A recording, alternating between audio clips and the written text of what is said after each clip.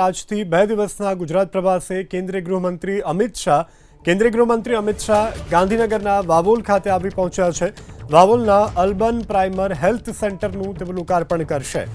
તો કોલબડા તળાવનું પણ લોકાર્પણ કરી અને ત્યારબાદ કેન્દ્રીય ગૃહમંત્રી અમિત શાહ જાહેર સભાને સંબોધવાના છે। 2 દિવસ ગુજરાત પ્રવાસીએ અમિત શાહ આવી પહોંચ્યા છે। કેન્દ્રીય ગૃહમંત્રી અમિત શાહ ગાંધીનગરના વાવોલ ખાતે પહોંચ્યા છે।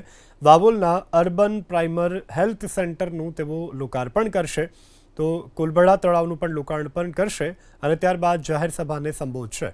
તો વિવિધ વિકાસ કાર્યોને લઈ અને હાલ જે નવા પ્રકલ્પો છે તેનું લોકાર્પણ કરવામાં આવશે। અનેક નવા અન્ય પ્રકલ્પો કે જેનું ખાતમુહૂર્ત પણ કરવામાં આવશે। કેન્દ્રીય ગૃહમંત્રી અમિત શાહ કે જેઓ 2 દિવસના ગુજરાત પ્રવાસે છે, ઓપરેશન સિંદૂરની સફળતા બાદ તેઓ પ્રથમ વખત ગુજરાત પ્રવાસે આવી રહ્યા છે અને આગામી 2 દિવસ પ્રવાસ દરમિયાન કેન્દ્રીય ગૃહમંત્રી અમિત શાહ વિવિધ વિકાસના જે કાર્યો છે તેનું લોકાર્પણ કરશે, ખાતમુહૂર્ત કરશે।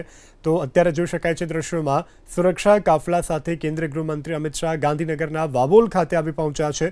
વાવોલમાં તેઓનું સ્વાગત કરવામાં આવી રહ્યું છે। તો વાવોલમાં આવેલું જે હેલ્થ સેન્ટર છે તેનું લોકાર્પણ કેન્દ્રીય ગૃહમંત્રી અમિત શાહ કરશે। લોકોના અભિવાદન ઝીલતા કેન્દ્રીય ગૃહમંત્રી અમિત શાહ કાર્યક્રમ સ્થળ તરફ જઈ રહ્યા છે। મોટી સંખ્યામાં લોકો તિરંગા લઈ અને કેન્દ્રીય ગૃહમંત્રીના સ્વાગત માટે ઊભા છે। કેન્દ્રીય ગૃહમંત્રી તમામનું અભિવાદન ઝીલી રહ્યા છે। લોકોની સામે તેઓ અભિવાદન ઝીલતા અને નતમસ્તક થઈ અને અત્રેથી પસાર થઈ રહ્યા છે। તો વાવોલમાં આવેલું જે હેલ્થ સેન્ટર છે તેઓનું લોકાર્પણ પણ અમિત શાહના હસ્તે થવા જઈ રહ્યું છે। આ સાથે કોલબડા તળાવનું પણ લોકાર્પણ કરવામાં આવશે અને ત્યારબાદ જાહેર સભાને કેન્દ્રીય ગૃહમંત્રી અમિત શાહ સંબોધશે।